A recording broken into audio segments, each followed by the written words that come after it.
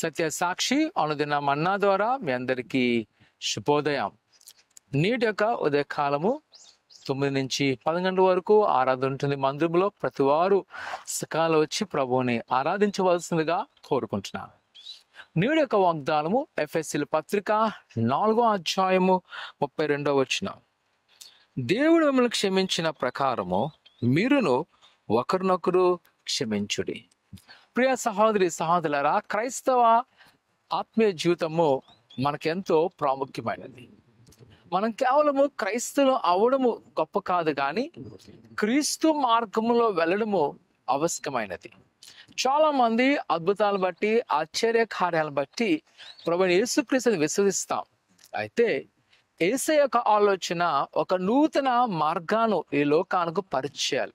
అదే నిన్ను వలె నీ పొరుగువాడిని ప్రేమించాలి. అది ఇక్కడ భక్తుడు అన్నాడు, మీరు ఒకరినొకరు ప్రేమించుకొనండి. ఈరోజు క్రీస్తు చూపిన ప్రేమ మన పట్ల, ఆ ప్రేమను అనేక మందికి మనము చూపించవలసినది. నేటి దినాన నీ జీవితంలో ఎవరినైనా ద్వేషిస్తున్నావా? ఆయన మార్గంలో నువ్వు వెళ్తున్నావా?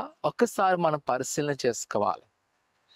మనం ఆయన మార్గం లేకపోతే దేవుని కార్యాలు మనము సంపూర్ణంగా చూడలేం. దేవుని యొక్క మేలు మనము పొందుకోలేం.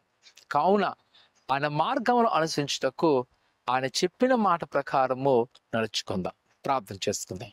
పరిశుద్ధుడా దేవానికి కొన్నాళ్ళు ప్రభా, నువ్వు ఇచ్చిన సూచన మాటను బట్టి ఉన్నాలు. ఇదిగోనైనా నువ్వు చూపిన ప్రేమను మేము పొందుకున్నాము. ఆ ప్రేమను ఈ లోకాన్ని పరిచయం చేసే విధముగా మా క్రైస్తవ జీవితాలను బలపరచండి. మాలో ఉన్న ద్వేషాను, కోపాను, క్రోధమును తీసివేసి నీ ప్రేమను మాకు పరిచయం చేసినట్టుగా ఈ లోకాలకు నీ ప్రేమ పరిచయం చేసేవారుగా మమ్మల్ని వాడుకోమని బలపరచమని యేసు నామమున తండ్రి, ఆమేన్. ఆయన మాట నిలబడండి.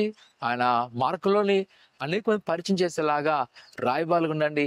దేవుడు దీవించును గాక. ఆమేన్.